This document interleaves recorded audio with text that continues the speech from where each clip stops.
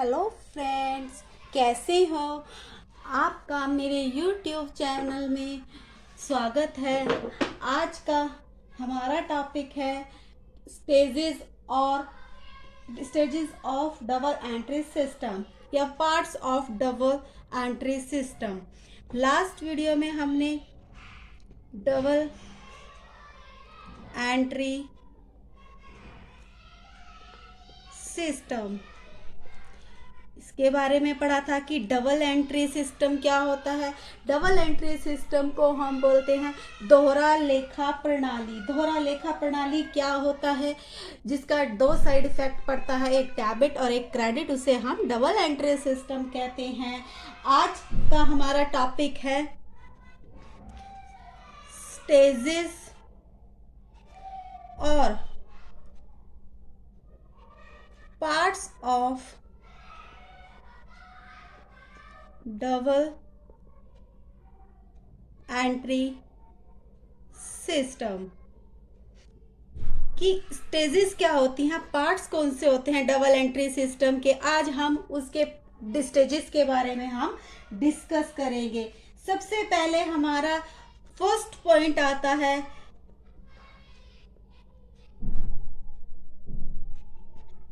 Original record. Double entry का first stage होती है कि original records. Double entry system में या बिजनेस में क्या होते हैं, सबसे पहले ओरिजिनल रिकॉर्ड्स रखे जाते हैं। किसी भी बिजनेस में कोई भी लेन देन, किसी भी बिजनेस में कोई भी लेन देन होता है तो इसे सबसे पहले जर्नल में रिकॉर्ड किया जाता है। इसे सबसे पहले जर्नल में रिकॉर्ड किया जाता है। जर्नल में every transaction date wise and systematically process द्वारा की जाती है।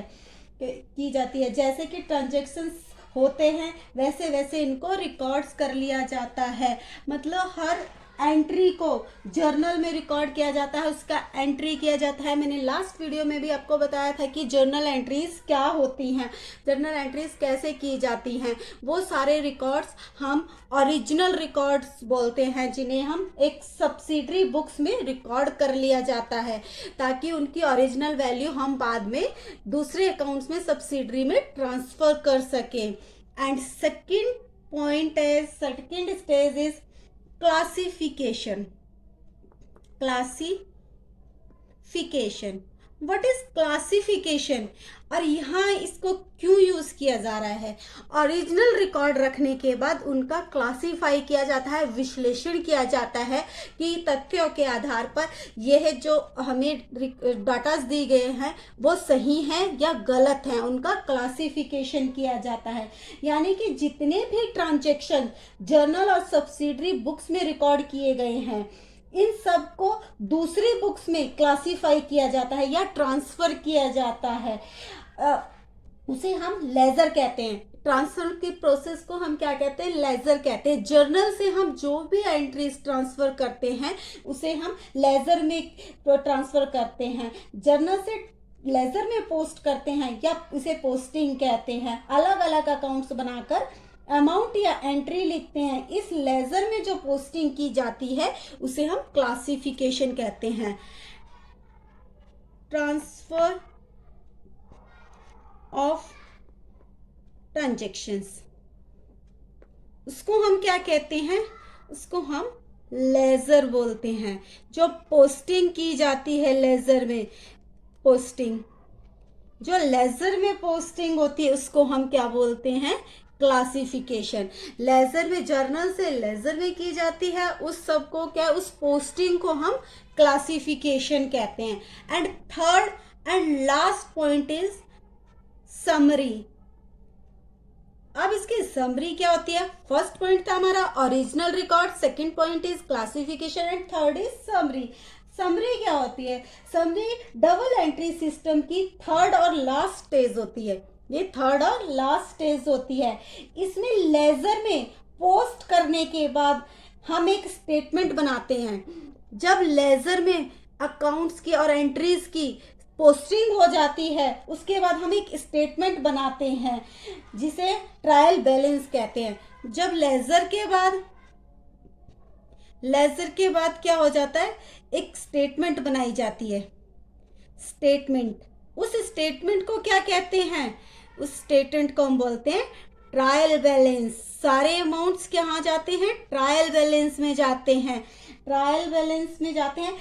इसमें हम लेजर अकाउंट से सारे बैलेंसेस को लिखते हैं। लेजर से क्या होती है, ट्रायल बैलेंस में सारे अकाउंट्स, सारे बैलेंसेस क्या होते हैं, ट्रांसफर कर दिए जाते हैं। इसमें एक साइड हम डेबिट लिखते हैं, अगर जो हम ट्रायल बैलेंस बना रहे हैं, ट्रायल बैलेंस बनाते हैं तो सबसे पहले क्या होता है, डेट, फिर होते हैं एंट्रीज या जर्नल, फिर क्या होता है debit and credit. Debit and credit, एक साइड हम लिखते हैं डेबिट बैलेंस, दूसरी साइड हम लिखते हैं क्रेडिट बैलेंस। डेबिट साइड का टोटल अमाउंट क्रेडिट साइड के टोटल अमाउंट्स के इक्वल होना चाहिए। अगर वो दोनों अमाउंट इक्वल हैं तो हमारे जो पोस्टिंग की गई है लेजर में वो बिल्कुल ठीक है।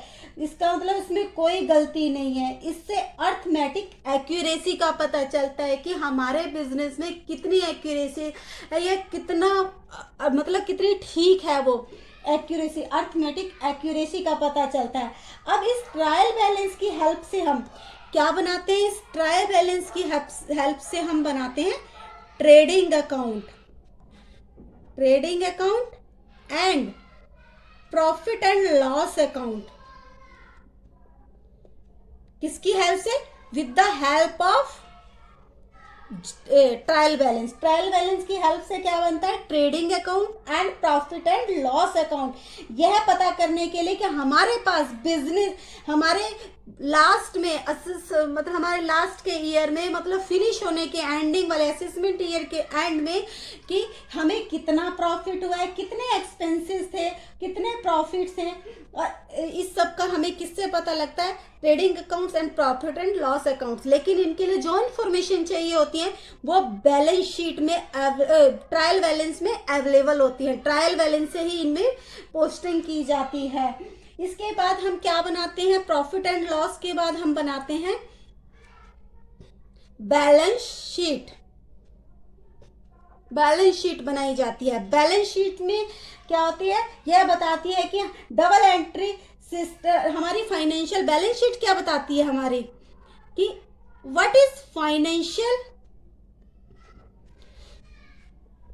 Position right now, what is financial position, कि भी अभी हमारी फाइनेंशियल पोजीशन क्या है, हमें कितना प्रॉफिट हुआ है, कितना लॉस हुआ है, बिजनेस में कितनी एसेट्स बढ़ी हैं, बिजनेस की कितनी लायबिलिटीज हैं, ये सब हमें बैलेंस शीट से पता लगता है। बैलेंस शीट हमारी फाइनेंशियल पोजीशन को शो करती है।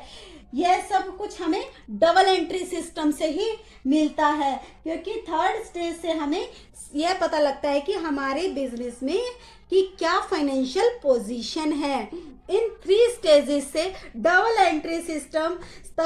एंट्री सिस्टम के जरिए हम क्या, balance sheet, trading account, profit and loss account, सारी चीजें हम इजीली बना सकते हैं। इसमें गलती नहीं होती, क्योंकि जब तक ट्रायल बैलेंस बिल्कुल ठीक बना होगा तो कोई मिस्टेक होने के चांसेस नहीं होते हैं। दोस्तों, आज की वीडियो में बस इतना ही। आपको मेरी वीडियो पसंद आए तो उसे लाइक और सब्सक्राइब करना ना भूलें। मिलते हैं अपनी नेक्स्ट वीडियो में advantage of double entry system की। डबल एंट्री सिस्टम के एडवांटेजेस क्या होते हैं। Thank you friends.